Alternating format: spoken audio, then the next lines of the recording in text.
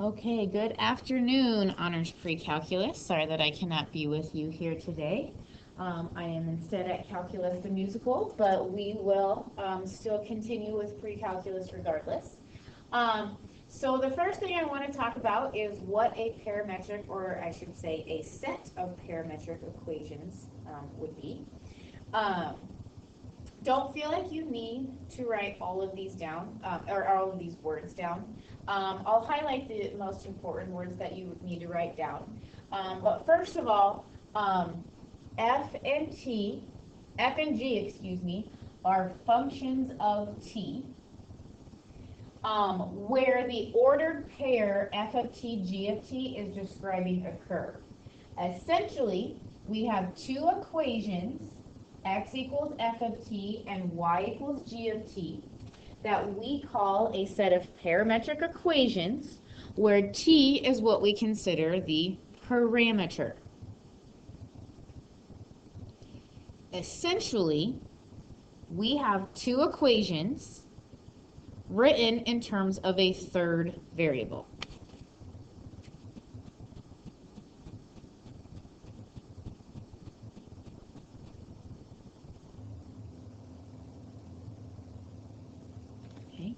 So we have two equations, x equals something and y equals something, in terms of our third variable.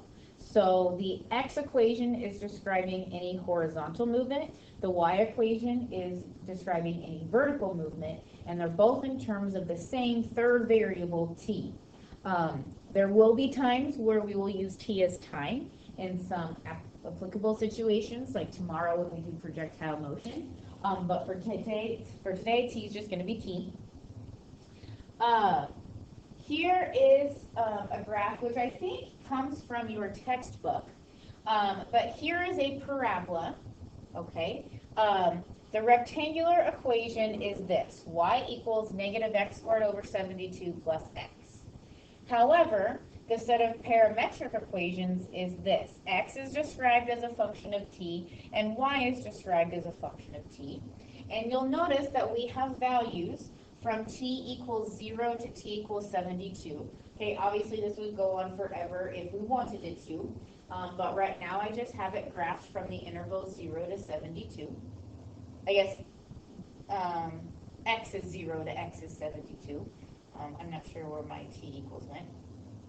But what I want you to notice about this curve, since it is a parametric equation, it has these arrows here notating the direction of our curve. Okay, so what happens is as we plug values in for t, we're going to get a direction to our curve, and we're going to notate that with arrows on our curve. So we're still graphing on the xy plane, all right?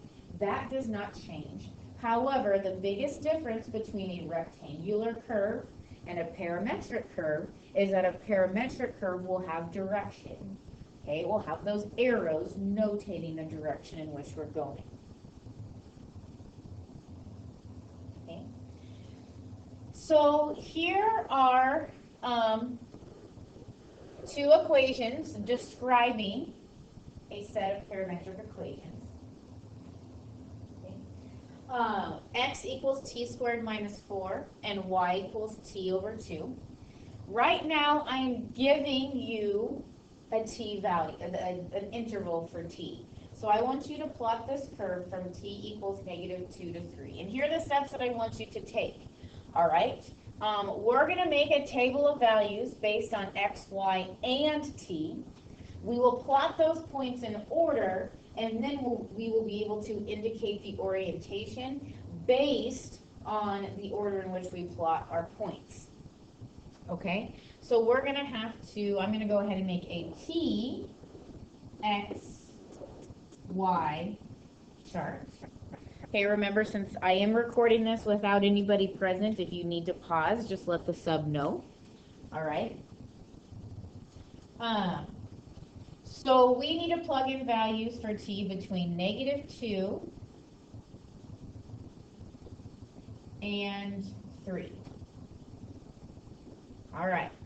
So when we plug in 0 for t. X is 0 squared minus 4. And y is 0 over 2. Excuse me, I was plugging in 0. I'm not sure why I was doing that. Let's try negative 2. If t is negative 2, we have negative 2 squared minus 4, which is 0. And then we have negative 2 divided by 2, which is negative 1. I'll plot that point. When t is negative 1, we have negative 1 squared minus 4 and negative 1 over 2.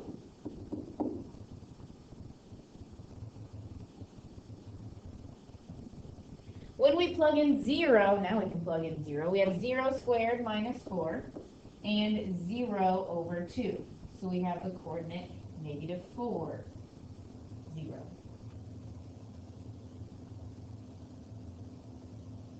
When we plug in 1, we get 1 squared minus 4 and 1 divided by 2. Okay, we're almost there. When we plug in, what's next, 2? 2 squared minus 4 is 0, and 2 over 2 is 1, so we have the coordinate 0, 1. And then, last but not least, when we plug in 3, we have 3 squared minus 4, and 3 divided by 2. So 1, 2, 3, 4, 5, 3 halves is our last coordinate. Now, I am going to draw this curve in the order in which we plotted our points, which would be that. And since that is the order in which we plotted our points, I'm going to go ahead and make arrows indicating the orientation of the curve.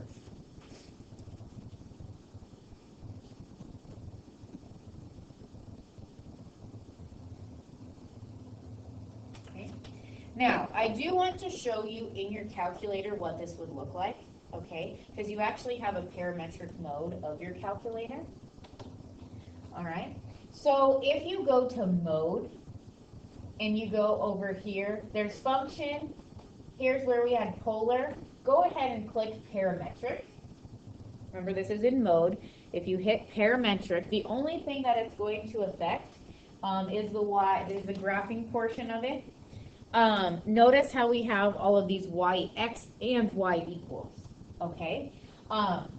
When you click the variable button where we normally have x, since it's in parametric mode, it's going to give you a t. All right, so we can write in t squared minus 4 for x, and we can write in t divided by 2 for y. Now keep in mind, it is going to graph more than just that piece of the curve.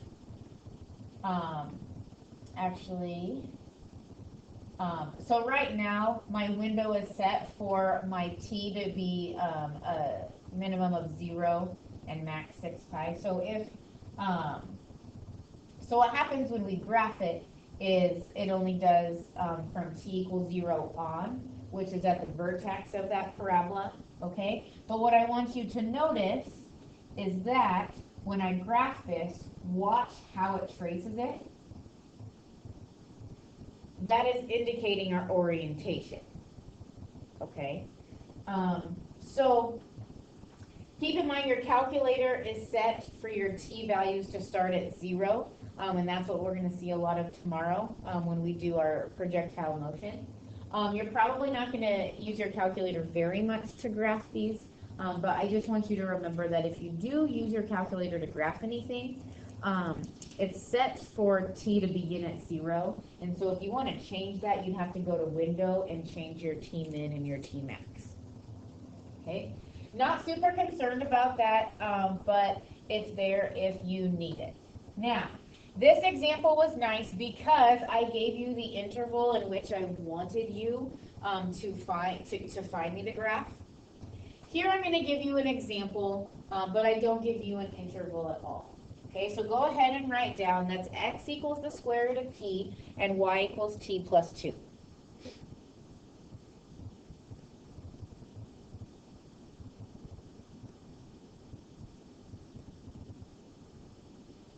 Okay.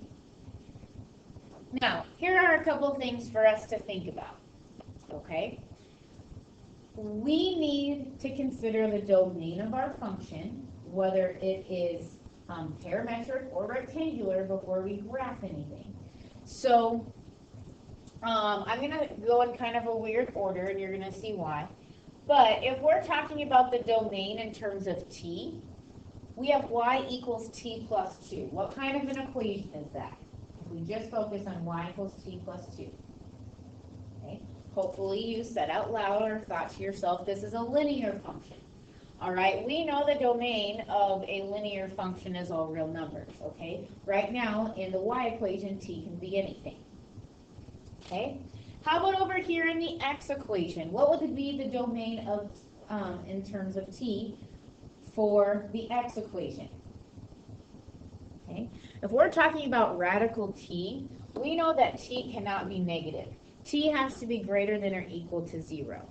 Okay? Which means if I'm going to plug values in for t to both equations, it better match the whichever one is more restricted, okay? We basically need to look at the overlap of these two to understand the domain. So the domain for this set of parametric equations would be t is greater than or equal to 0.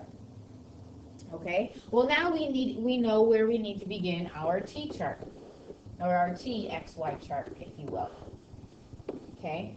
First of all, before we start to do this, I want you to think of what kind of graph this could be. All right? It's okay just to make a guess. If you're wrong, no harm, no foul. Okay? It's okay to be wrong. But just go ahead and make a guess of what you think it's going to be, and we'll see what happens. Okay? Our domain begins at 0 and gets bigger. So let's start with t equals 0. When we plug t equals 0 in, our x coordinate would be 0 and our y coordinate 2. Okay? If we plug in 1, the square root of 1 is 1, so that's our x coordinate, and 1 plus 2 is 3. Okay, those are 2 nice points. Let's plug in 2. Well, that would give us the coordinate square root of 2, 4. That's really not a nice one to graph. Probably going to leave that one off. Okay. Same thing is going to happen if we plug in 3. We're going to get square root of 3 for x, and 3 plus 2 is 5 for t. Okay. It's okay for you to be a little choosy about your coordinates. I'm probably not, graphing these is probably not going to give me the most accurate representation of what kind of graph I have going on right here. Let's go ahead and plug in 4. When we plug in 4, the square root of 4 is 2. That's my x coordinate. 4 plus 2 is 6. That'd be my y coordinate. So there's our coordinate 2, 6. Okay? Some of you can see what's taking place here. We have what kind of a curve? What's happening is we have half of a parabola. Since we began here at 0, 2, then we moved to 1, 3, then eventually to 2, 6, we'll indicate our orientation this way. Okay.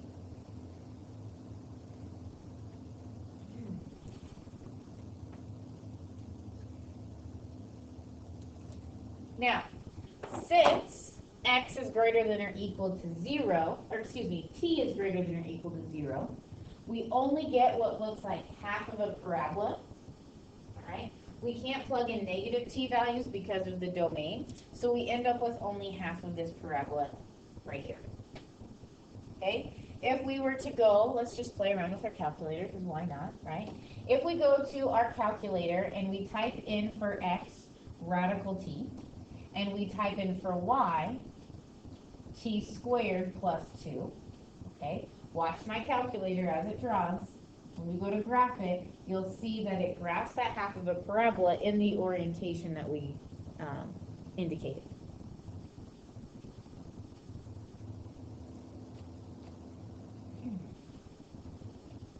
Okay.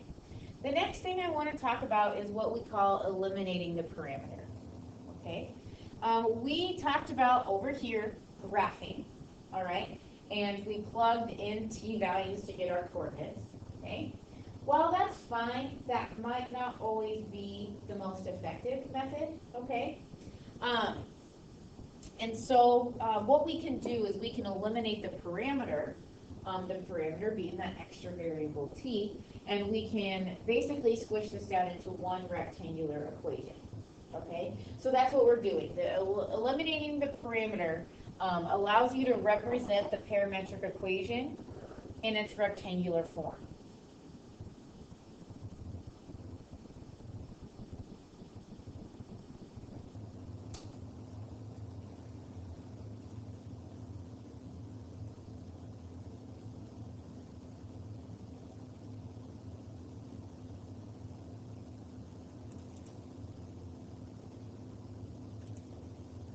This is how we're going to do that. First, you're going to solve for t in one of the equations. You will then substitute what you solved for into another equation for t. So solve for t in one equation, substitute it into the other, and then simplify until you get something that you can recognize as a rectangular equation, and you can kind of tell what the rectangular equation would look like graphically.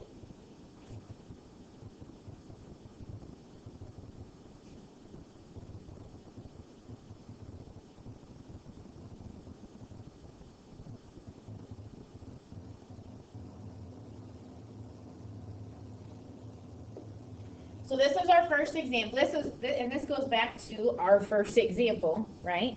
So we're going to go ahead and eliminate the parameter here. X is t squared minus 4, y equals t over 2.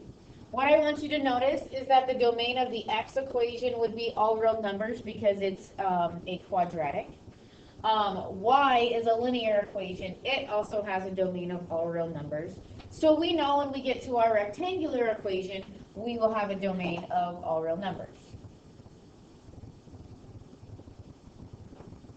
Okay? All right, so which equation do you think it would be best to take and solve for y? Excuse me, solve for t. Okay. I think that it would be in our best interest to solve for t in the y equation because then we don't have to work with any square roots. Okay? So what we can do is we can multiply that 2 over, and so t equals 2y. Then what we can do is we can throw it into the x equation. So x is 2y squared minus 4. So what we have is x equals 4y squared minus 4. And I would be okay with you leaving it like that. If you solved for y, that's fine too. Since we're doing section or part B of chapter 10 before part A, we work a lot with parabolas in chapter 10A. I will put it that way.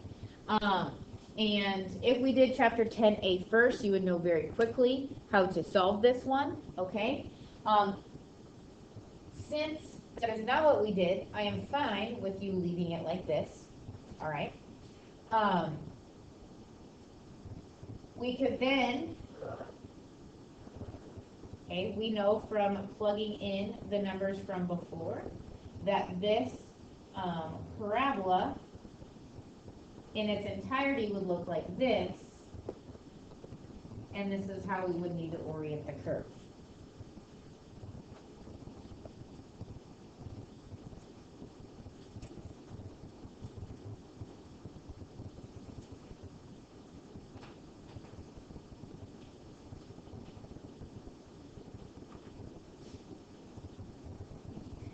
Let's go back to our second example here.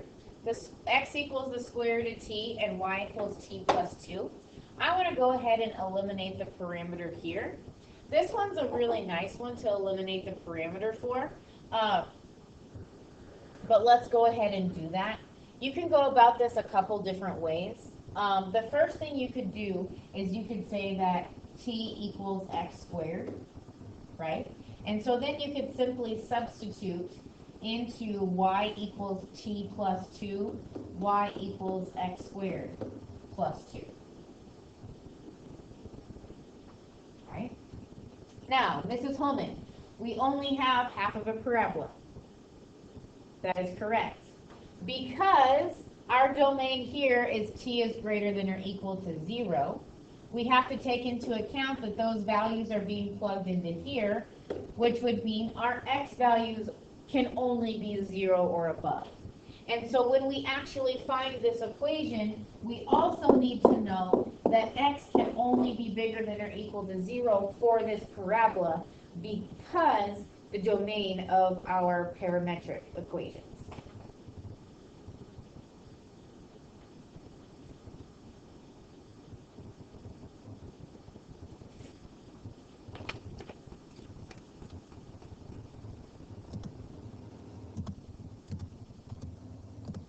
Okay, here is our next example.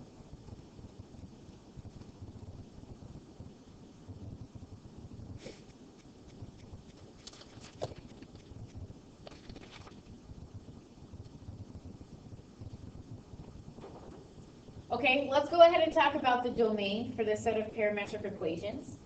Our x equation is written as a linear equation, which means it would have a domain of all real numbers.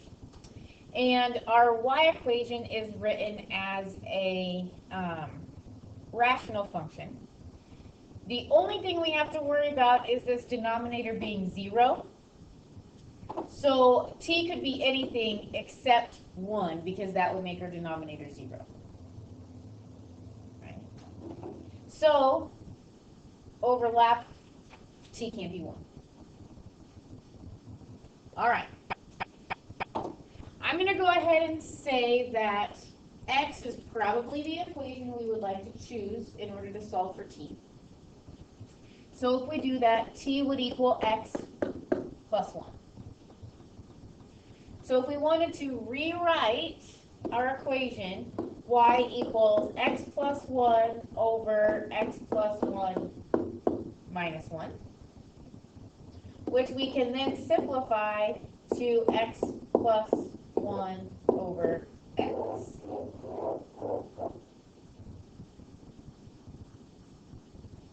Okay. All right. So I know it's maybe been a while, but we do know how to graph this. So let's talk about how this looks. Okay. We know that our denominator is 0 at 0.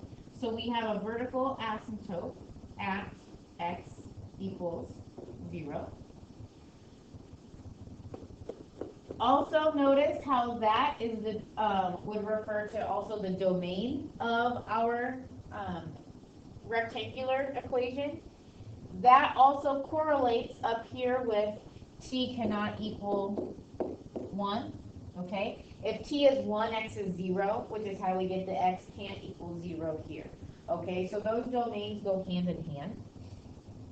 All right, then if you recall our horizontal asymptote, if the degrees are the same, which both of them have degrees of, both numerator and denominator have degrees of 1, we look at the leading coefficient. So the leading coefficient is 1 divided by 1.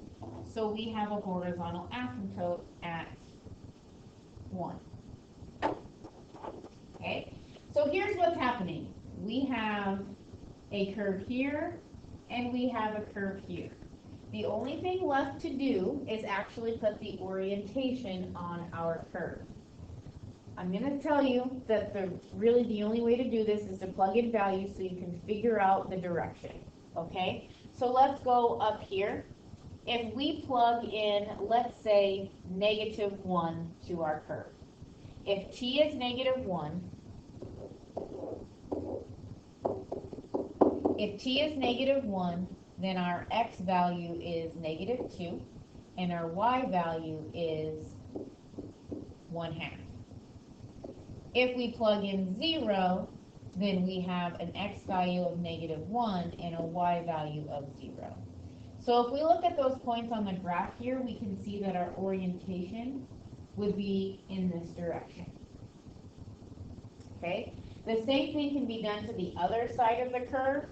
If we plug in t equals 2, we get the coordinate 1, 2. And if we plug in t equals 3, we get the coordinate, let's see, 2, 3 halves.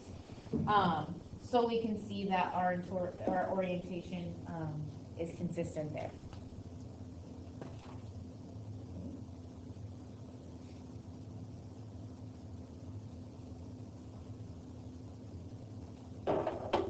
Okay, so now, if you're worried about these graphs or you get to a rectangular equation and it doesn't help you with the graph, my advice to you is to plug in t values until you can get your shape, okay? So if you get to a rectangular equation, maybe like this one, you know the general idea of what it's supposed to look like, but you're not really sure where the points are supposed to go, plug in t values to get those x, y coordinates to plug, okay? That is a sufficient method. If you do know how to graph the rectangular equation by the time you get there, that can just save you some time, and then all you have to think about is what the orientation would be, okay? So here's kind of a bonus example, all right? You do have a couple problems in your homework like this. I want you to make sure that you attempt them. Okay, here is an example where our parameter is theta instead of t. Okay, that is okay. Typically, we are going to see t, but sometimes when we use trig functions, you're going to see a parameter of theta. So in this case, we want to eliminate the parameter of theta. Now, usually I would give you some time to brainstorm, and I would kind of facilitate that brainstorming. But since I'm not there today, I'm going to go ahead and just make it pretty straightforward. It's not going to be helpful for us to solve for theta, okay? If we try to solve for theta, don't write this down, please. We would have to say theta equals the inverse cosine of x over 3. Well then, are we really going to plug that in for theta, sine of the inverse cosine? What does that even mean? I don't know. All right? So that's not going to be helpful. Instead, we have to be a little bit creative and maybe go back to some of our Chapter 5 identities to help us. Okay? I see that we have a sine of theta and a cosine of theta. All right? And I know that cosine squared of theta plus sine squared of theta equals 1. We can use this to help us. We can go ahead and solve for the cosine of theta. Cosine of theta is x over 3. And then we can solve for the sine of theta. The sine of theta is y over 4. And so then what we can do is we can say, all right, well, the cosine of theta is x over 3. So cosine squared is the quantity x over 3 squared. And then sine is y over 4. And so we can take y over 4, plug that in for sine, and square it, for sine squared. So what we have is x squared over 9 plus y squared over 16 equals 1. Okay. Now, once again, since we're doing chapter 10 a little bit backwards, you may not recognize what this equation represents. It actually represents an ellipse where we have a center of 0, 0. Out on the x-axis, we go out 3. And on the y-axis, we go out 4.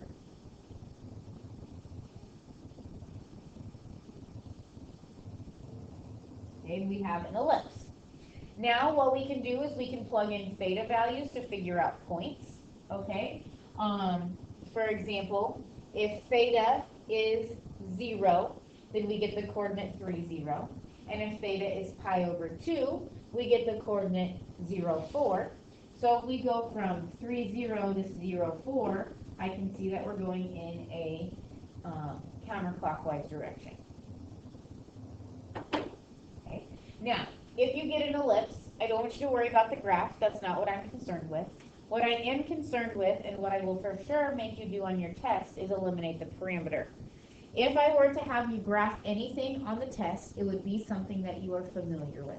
Okay, so I don't want you to worry about any of those, any of the ones that look like this as far as graphing them. The ellipses, you are not going to be able to know how to graph. That's fine. Everything else, you should be able to recognize and graph.